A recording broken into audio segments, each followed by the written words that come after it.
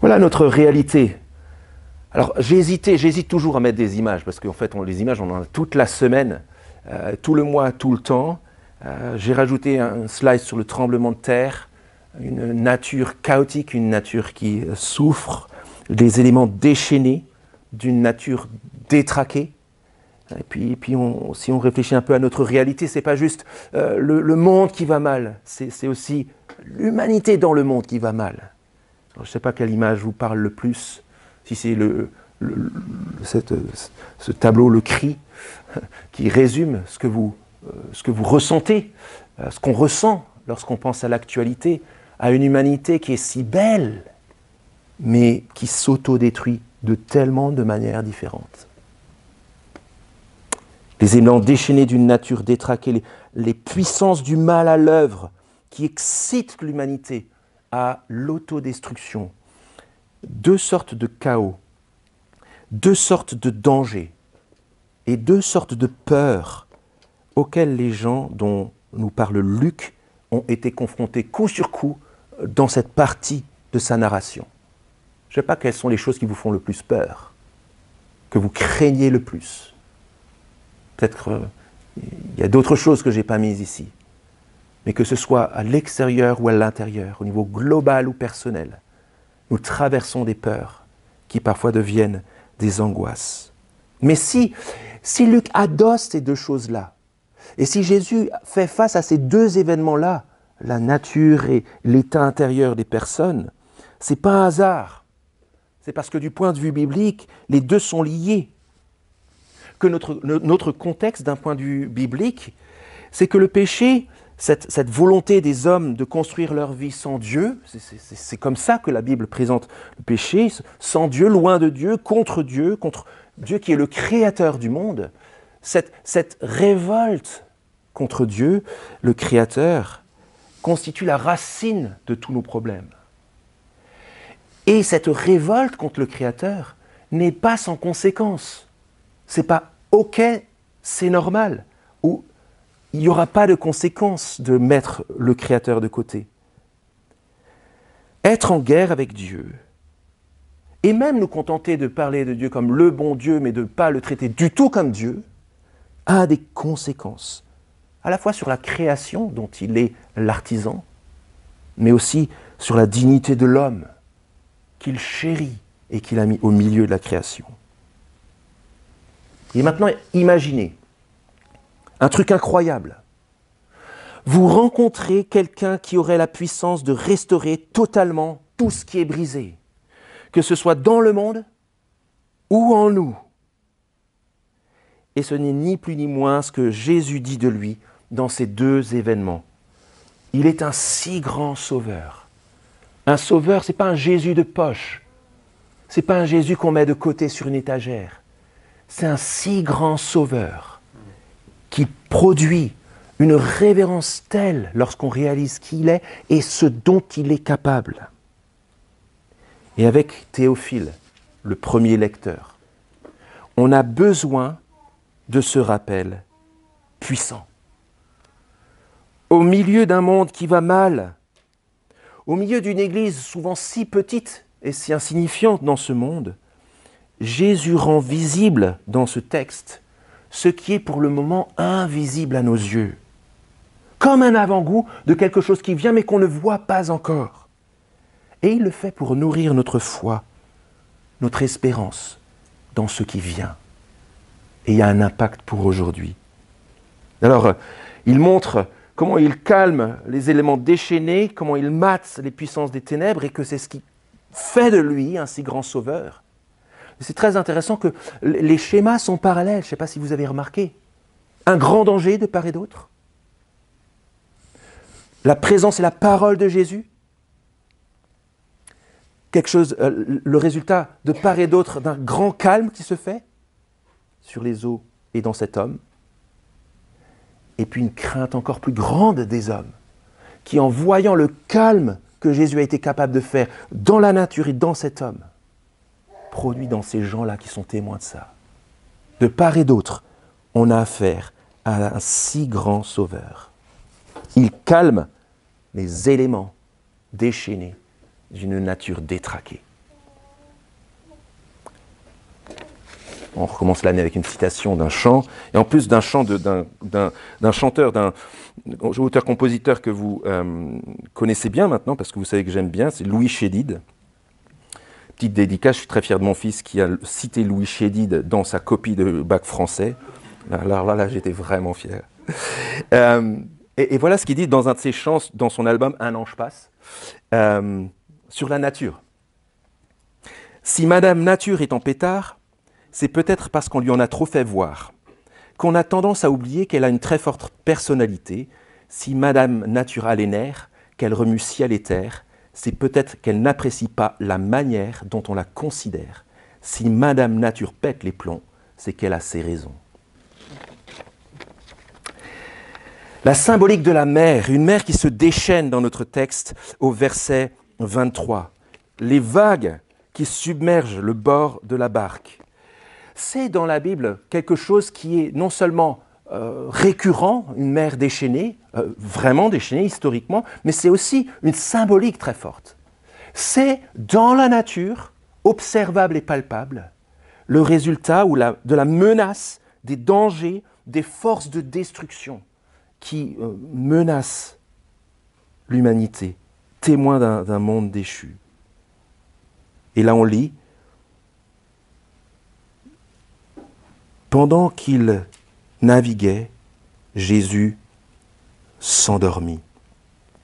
Donc on a une bourrasque, on a la barque qui se remplit, on a des marins qui sont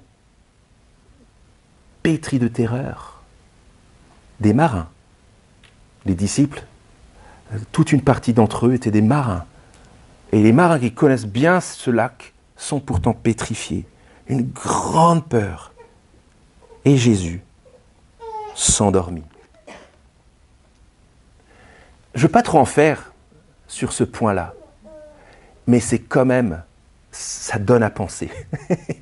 Au milieu de la tempête, Jésus s'endort. Le moins qu'on puisse dire, c'est que Jésus, alors que tout le monde s'inquiète, ne s'inquiète pas, et on peut voir pourquoi. Et peut-être qu'on peut même se dire, à ce stade-là, que c'est bien la preuve, quand on voit le contexte, que le silence de Dieu ne signifie pas ni son absence, ni son désintérêt par rapport à nos situations. Ça ne signifie aucune de ces choses-là. Et alors là, il le voit dans la barque vraiment, mais on peut déjà se le promettre les uns aux autres. C'est pas parce qu'on a des périodes où Dieu se tait qu'il est absent ou qu'il s'en fiche. Et la suite le montre. On continue. Pour la première fois de l'histoire, nous, on a une longueur d'avance sur les gens du 1er siècle. Vous savez, on fait toujours des efforts pour recamper le décor, en essayant d'expliquer que la nature elle-même souffre parce que le monde déchu, loin de Dieu, loin du Créateur, souffre parce que l'humanité s'est révoltée contre le Créateur. Et il y a des effets sur la création. Alors, pour la première fois de l'histoire, nous voyons mieux les effets que les gens du 1er siècle. Ils avaient besoin d'une tempête pour voir ce monde chaotique. Nous, il suffit de regarder l'actualité pour se rendre compte combien le monde souffre de la maltraitance de l'homme, d'un homme qui fait sa vie sans le Créateur. Et Jésus est celui qui calme les éléments déchaînés, qui renverse les effets de la révolte contre Dieu. Mais on est quand même dans un contexte anxiogène sur ces questions-là. Je ne sais pas où vous en êtes sur la question écologique, etc., sur la question du GIEC et des conclusions du GIEC. Mais voilà, Antonio Guterres, qui est le secrétaire général de l'Organisation des Nations Unies, voilà le type de citation qu'il fait, lui qui voit l'ensemble. Voilà, il dit l'humanité a un choix, coopérer ou périr, c'est soit un pacte de solidarité climatique, soit un pacte de suicide collectif. Voilà. Nous sommes sur l'autoroute vers l'enfer climatique, ailleurs, c'est ce qu'il dit ailleurs, avec le pied toujours sur l'accélérateur. Alors, un poil anxiogène, il faut le reconnaître, mais à regarder l'actualité, ça fait quand même de moins en moins rire, ce type de remarques. Et peut-être qu'il a entre ses mains des solutions, mais il voit bien que les solutions sont limitées. une nature chaotique, des éléments déchaînés. Mais qu'est-ce que vous pouvez y faire? Il y a quand même, autour de nous, dans les discussions autour de nous, ces questions que j'appellerais l'angoisse climatique. De plus en plus de personnes se posent la question, qui les poussent soit à vouloir retrouver une forme d'harmonie avec la nature, c'est ce que j'appellerais les spiritualités de reconnexion, en disant on va faire la paix avec Dame Nature, puis ça va mieux aller. Soit qui nous conduit à penser qu'on a la solution pour inverser les choses, et là on pourrait parler parfois de totalitarisme idéologique, où on finit par dire que les industriels c'est des criminels de guerre, n'importe quoi. C'est pas comme ça qu'il faut faire les choses, mais il y a une sorte de nouvelle morale qui s'installe, avec une nouvelle forme de totalitarisme, et en pensant qu'on a entre nos mains, grâce à ces effets de plus en plus coercitifs, le moyen de renverser la machine, c'est pas forcément la solution. Et puis, donc soit on reconnecte, soit on essaye de forcer la main à l'humanité, à la nature pour réparer, soit tout simplement, et peut-être que c'est votre situation, on craint que c'est trop tard. Ça nous conduit à un désespoir, une forme de nihilisme. Rien ne vaut rien. On est dans la fuite en avant.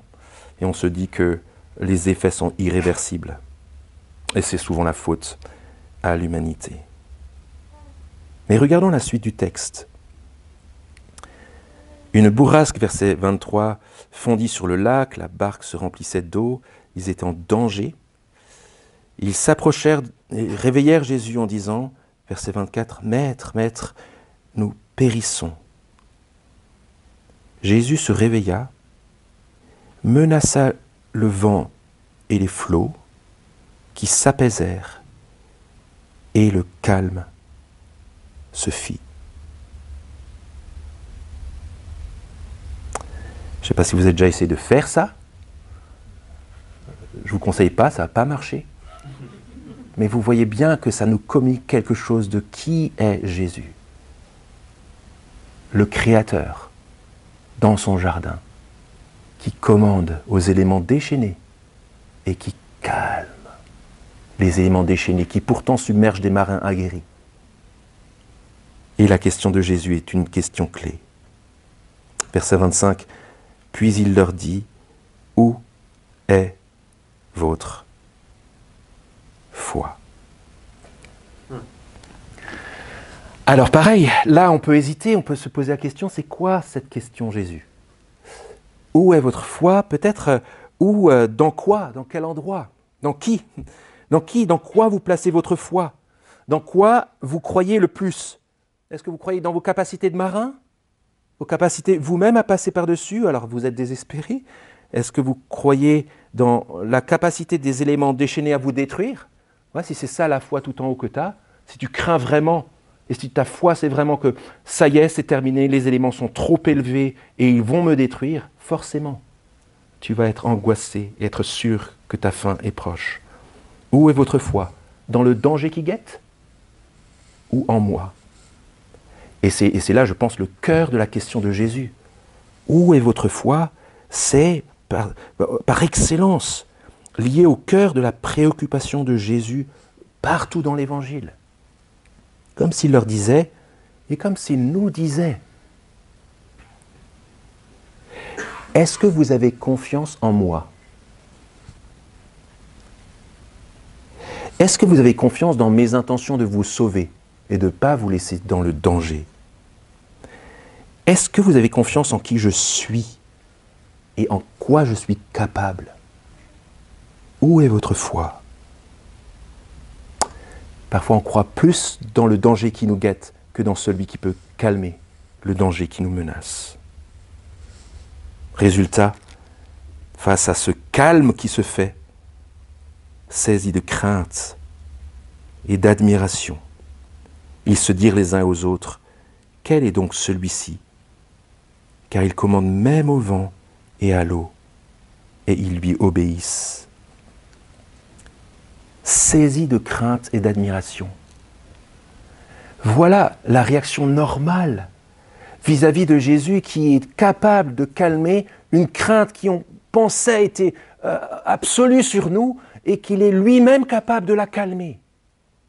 Voilà la réponse appropriée la crainte et l'admiration devant Jésus lorsqu'on réalise qui il est vraiment. Mais qu'est-ce qu'on s'imagine? Le combat contre le mal, extérieur et intérieur, la nature détraquée qui s'emballe, qui a assez de puissance pour remettre la planète à l'endroit?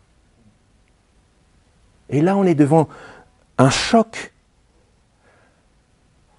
avec les disciples. Si on prend un peu au sérieux ce que Luc nous raconte de ce qui s'est vraiment passé, on est devant un choc par rapport aux représentations éthérées du christianisme. Jésus est plus. Jésus est plus qu'un faiseur de miracles. Jésus est plus qu'un penseur intéressant de l'humanité ou un rabbin malin de son siècle. Jésus est plus qu'un modèle d'amour et d'entraide. Le christianisme, c'est plus qu'une aide pour vivre dans ce monde. C'est rien de moins que l'espérance d'un monde nouveau dont le Christ, le Fils de Dieu, est l'artisan. Un si grand Sauveur. Il calme les éléments déchaînés. Un Sauveur si grand pour un salut si grand. Un avant-goût d'une nature calmée, apaisée, dans les mains de celui qui, dans son jardin, calme les effets de la révolte contre lui. Et dans ce monde, il y a quelque chose qui est déréglé, non seulement à l'extérieur, mais aussi peut-être d'abord en nous. Mais bonne nouvelle, le si grand Sauveur calme les éléments déchaînés, mais il calme et il mate aussi les puissances des ténèbres. On peut repasser ce slide, cette diapo qui montre des extraits qui peuvent traverser notre actualité, peut-être très proche de notre réalité, du désespoir du monde, d'une humanité qui s'auto-détruit. Et ça peut être l'ambiance au travail, où au lieu d'avoir des relations saines et constructives, on voit qu'on s'entre-déchire. Ça peut être dans les couples et les familles, ça peut être dans la société, ça peut être entre les pays. Une humanité qui, au lieu de vivre ensemble, s'entre-déchire. Voilà la réalité dans laquelle nous sommes. C'est un monde qui est sous emprise. Cet homme-là, qui en est le témoin, avait, verset 27, en lui plusieurs démons. Avec pour effet, verset 27 toujours, depuis assez longtemps qu'il ne portait pas de vêtements, qu'il demeurait dans une maison, qu'il ne demeurait pas dans une maison, mais parmi les tombes. Paul, l'apôtre, dit que ce monde est sous la domination et l'influence du diable, du prince de la puissance de l'air qui agit dans les hommes sans Dieu. Et ce qui fait que notre nature rebelle à Dieu est comme excitée à l'autodestruction individuelle et collective. Et on voit l'effet sur cet homme. Il habite dans les tombes, il vit nu. On essaye de l'attacher, on n'y arrive pas. Une puissance incontrôlable. Même avec, verset 29, les fers aux pieds, il les rompt et il est poussé dans les déserts. Un monde sous influence, des hommes et des femmes sous influence.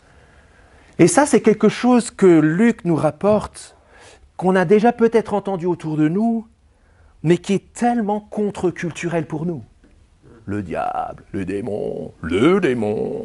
On en rit facilement dans notre monde occidental bien pensant.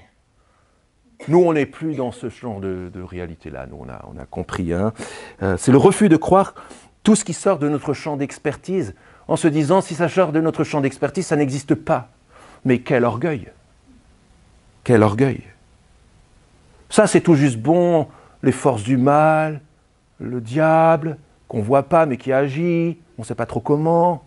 Ça, c'est tout juste bon pour les âges obscurs du passé, pour les quelques civilisations primitives d'aujourd'hui, ou quelque part en Afrique, peut-être un petit peu en Amérique du Sud, et puis oui, alors éventuellement en Asie, voilà, bon.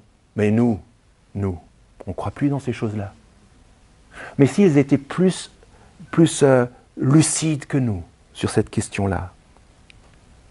C.S. Lewis, dans sa tactique du diable, nous rappelle qu'une des tactiques centrales du diable, c'est de faire croire qu'il n'existe pas. Et alors là, on est vraiment sous influence et vraiment fragile. Parce qu'on le laisse agir en niant qu'il existe, tout en se faisant influencer. Et quand on se laisse influencer par lui, on est promis à l'autodestruction.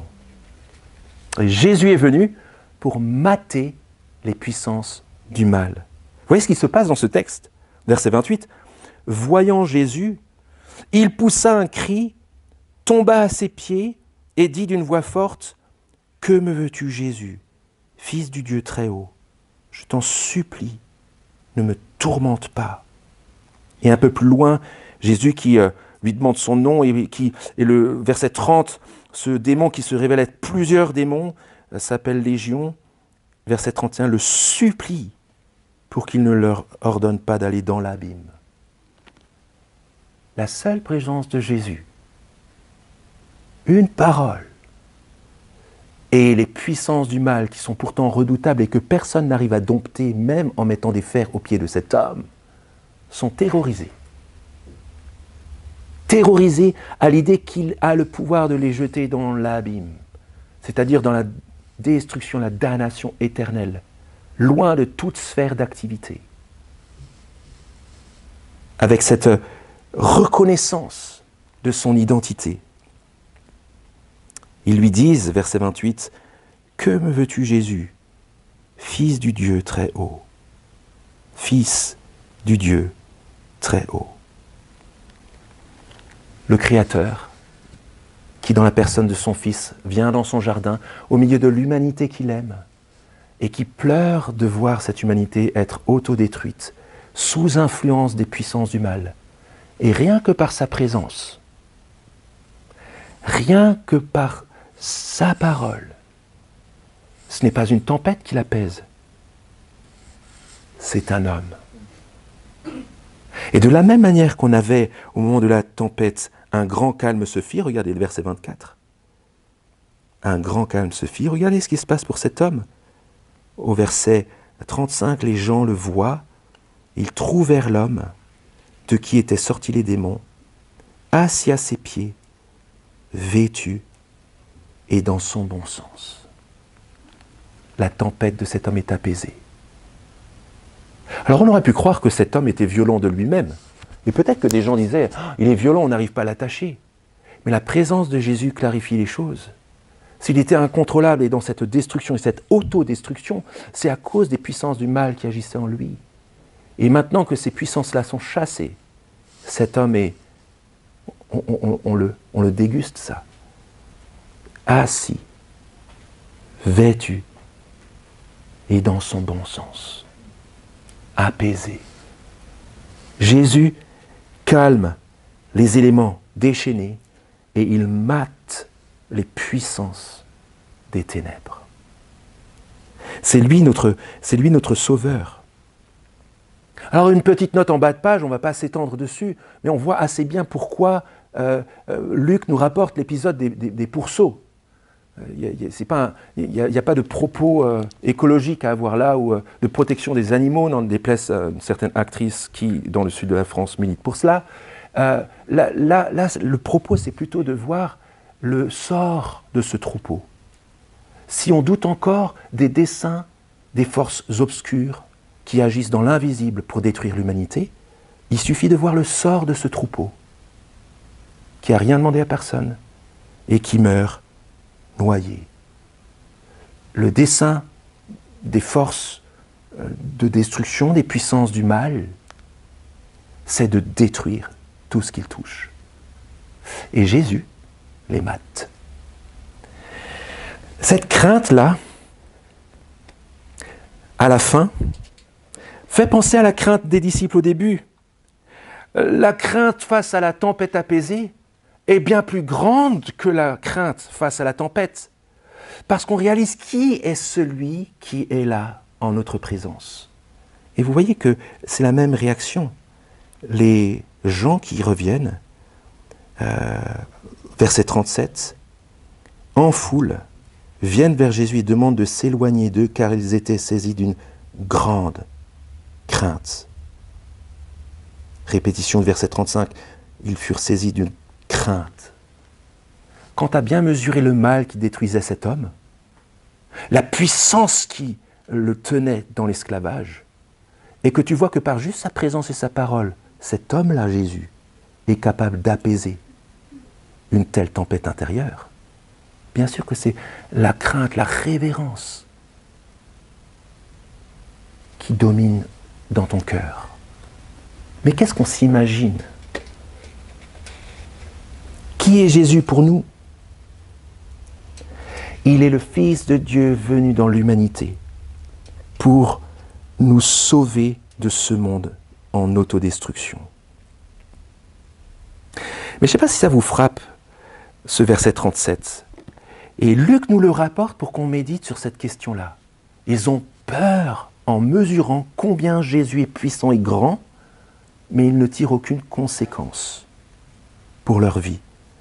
Au lieu de lui dire « Reste, ça sera sympa, tu nous protégeras », ils lui disent « Pars ». Ils lui demandent de s'éloigner d'eux, en ne voyant que la menace et en pensant que Jésus est là pour les menacer.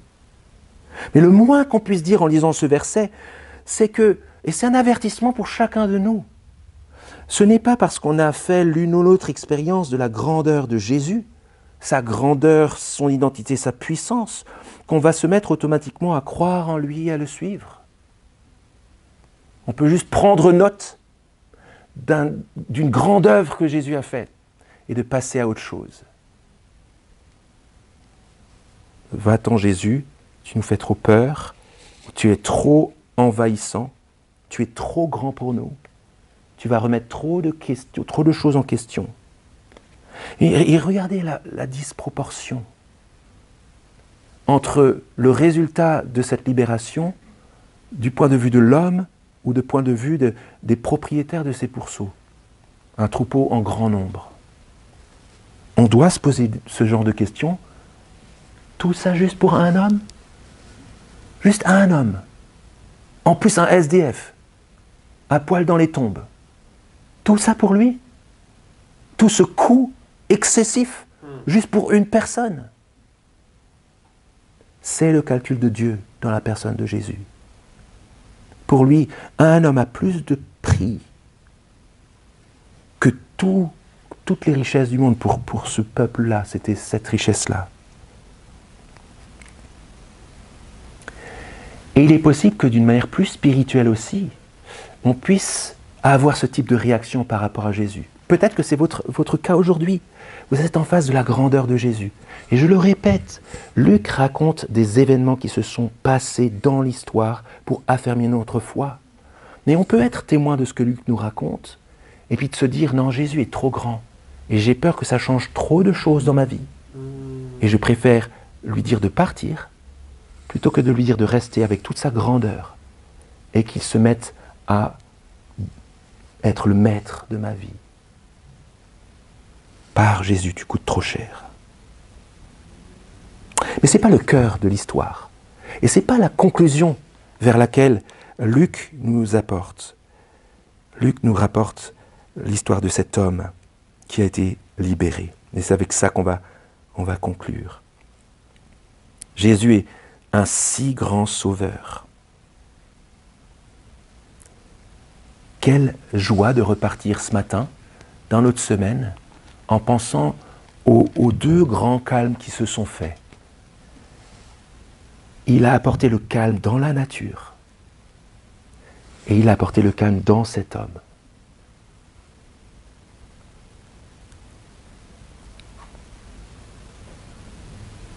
Ce qu'il fait, Jésus, là, à ce stade-là du témoignage de Luc, c'est qu'il nous propose un avant-goût dont nous avons besoin.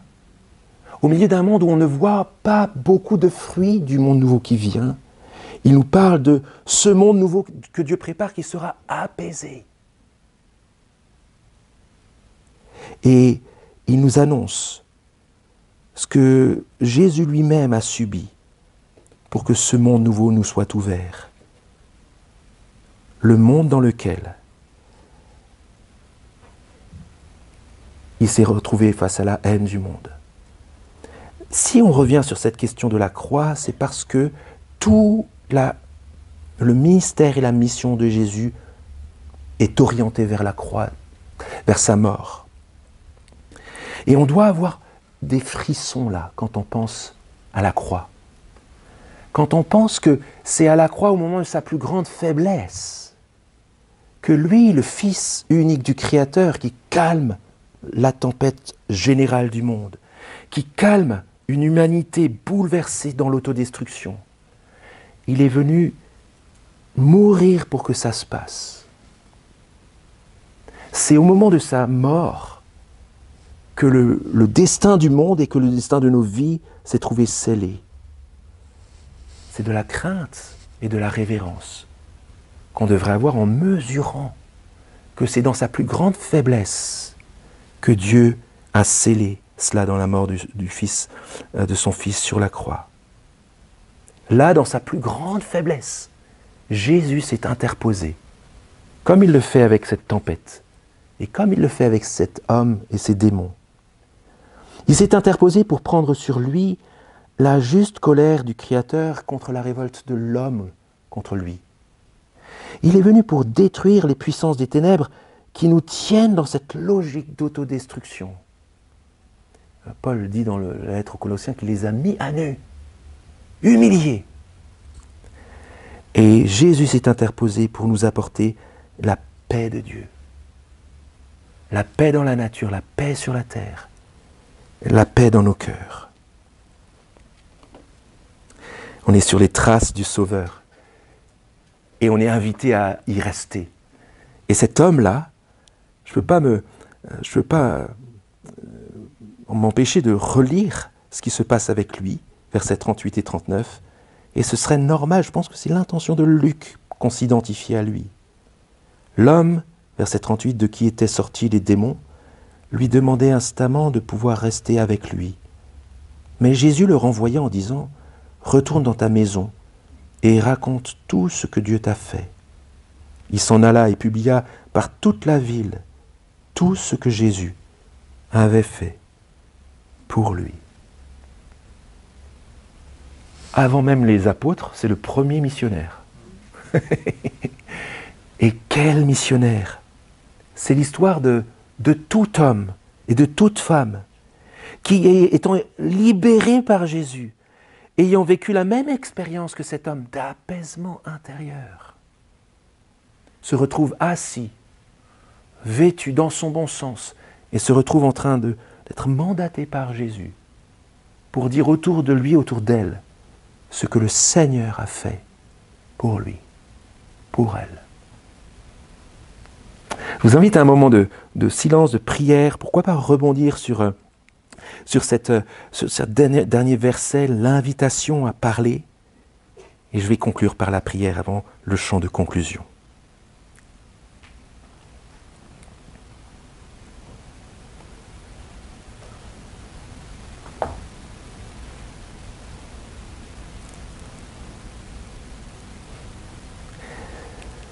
Retourne dans ta maison et raconte tout ce que Dieu t'a fait.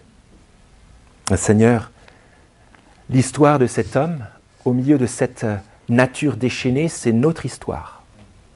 Et nous te remercions parce que tu as pourvu, Père, dans le Fils, ce si grand Sauveur, pour nous promettre à ce monde nouveau, apaisé, restauré, guéri, harmonieux.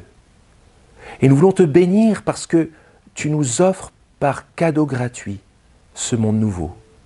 Nous te remercions parce que tu as permis que le Seigneur Jésus meure pour que nous ne mourrions pas, soit condamné pour que nous soyons pardonnés, et puis pour que ta vie nouvelle nous soit offerte. Merci pour cette fenêtre ouverte ce matin, sur ce monde qui vient, et nous en avons bien besoin, Seigneur, face à l'actualité que tu connais mieux que nous, dans laquelle nous nous trouvons. Et nous voulons te demander, Seigneur, que tu nous donnes la grâce d'être de celles et ceux qui, autour de nous, racontent ce que le Seigneur a fait pour nous, et que d'autres, avec nous, se mettent sur les traces du Sauveur. Amen.